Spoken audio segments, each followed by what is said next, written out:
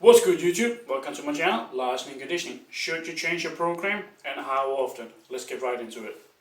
Reasons to change your program. First of all, should you even change your program at all?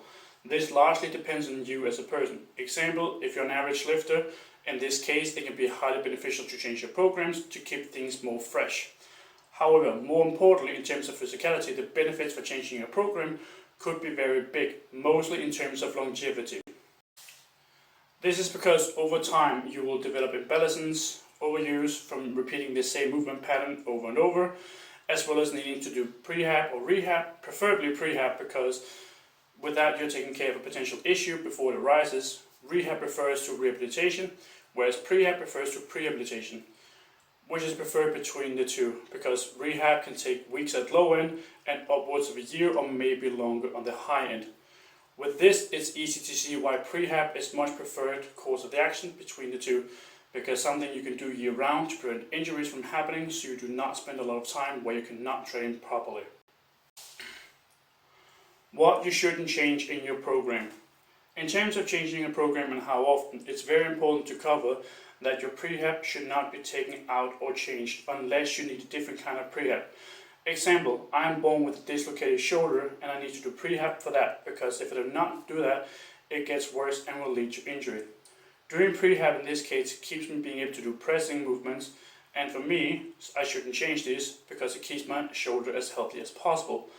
This is an aspect of your program that shouldn't be changed because it keeps you a certain part of your body as healthy as possible, so you may train for years, both pain and injury free. In terms of other movements that you use for strength and size, these can be changed relatively freely on the other hand.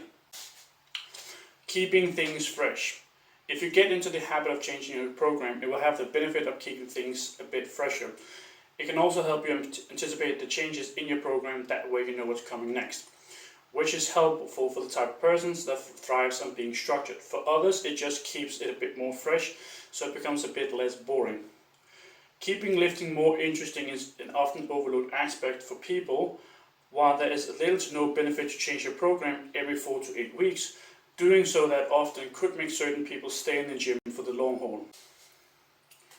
Which can be the difference for some people to stay in the gym for years, only going a few weeks because they quit because it becomes boring.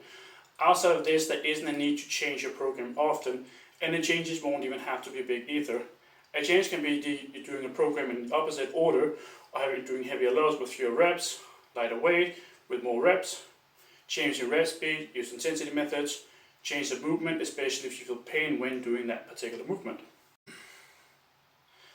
Training style differences. In terms of how often you should change, this will depend on your style of training. However, running a heavy strength training will require you to change more often. If you're running your training in a phasic manner, it can help a lot. Example, you run a high rep focused for 4 to 12 weeks, then switch to some moderate rate for 4 to 12 weeks. The lower end is for people who like changes more often, and the high end for people who likes the same for a longer period of time, as well as being better for terms of adaptations. As you need exposure to a certain style of training for a decent period of time before you can probably adapt to that and therefore get the benefits from it. There are also genetic factors in this. Example, 2 different people may need very different duration of heavy strengthening phases.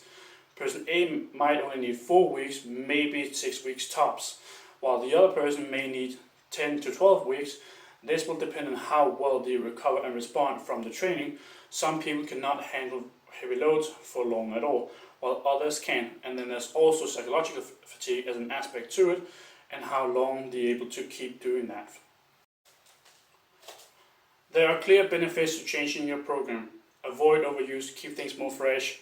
Change your focus on your training goals. Being able to change the focus of your training can be an important factor for long-term lifting, as it helps you stay away from overuse and you're able to train several aspects throughout the year. Benefits of changing programs. A lot of people within fitness tend to be overly focused on just one thing.